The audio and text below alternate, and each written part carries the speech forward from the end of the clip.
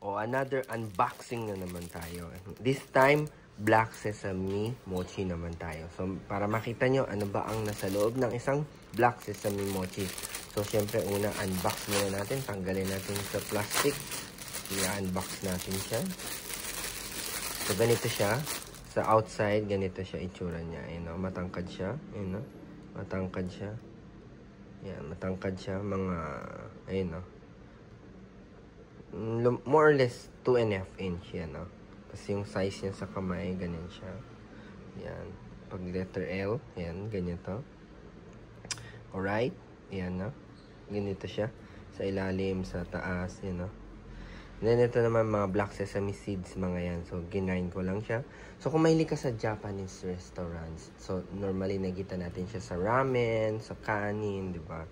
So, ito na, bubuksan natin siya para makita niya siya. Ano ba ang itsura niya pag nasa loob siya? Ito na. Ayun, no? Kita mo? Ayun, no? Daming black sesame. Ayun, no? Dami yung laman sa loob. So, kita mo to yung mga yan. Black sesame paste, mga yan. Para makita nyo. Parang nutty flavor siya. Ayun, no? Nutty flavor. Parang, yun na. Don't expect na matamis siya, okay? Yun na.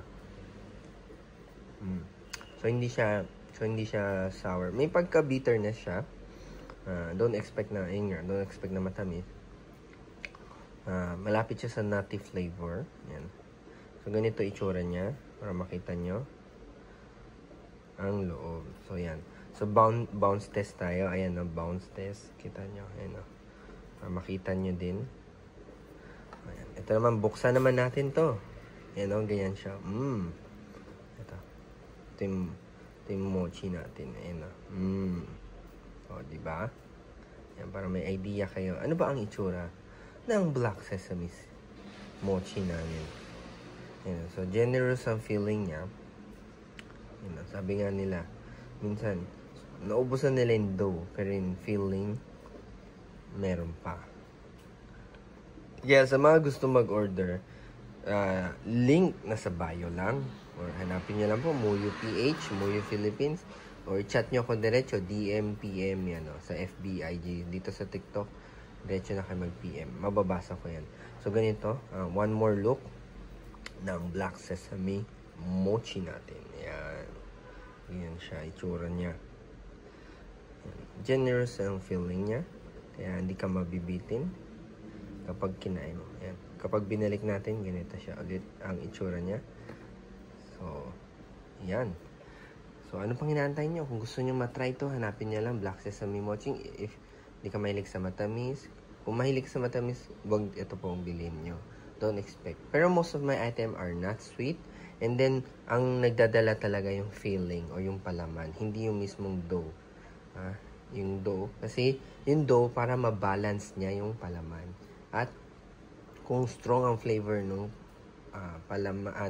dough niya, baka hindi na maging balance dun sa palaman and hindi na bumagay, di ba? Ganyan ang style kasi ni Muyu, which is from a Singapore bake shop. I just went there to ask them if I could have the rights to sell here. So, ginagaya ko lang yung formula nila, which is karamihan nga po, hindi matamis yung products namin. And then, yung mga flavor namin, maybe kakaiba sa atin paningin dahil hindi siya common sa atin. Pero sa kanila, mas common yun. Okay? O, sige. Kita-kita na lang po tayo sa next video. Tandaan nyo, all links in the bio or mag-comment ka dito sa video na to kung may katanungan ka. Okay?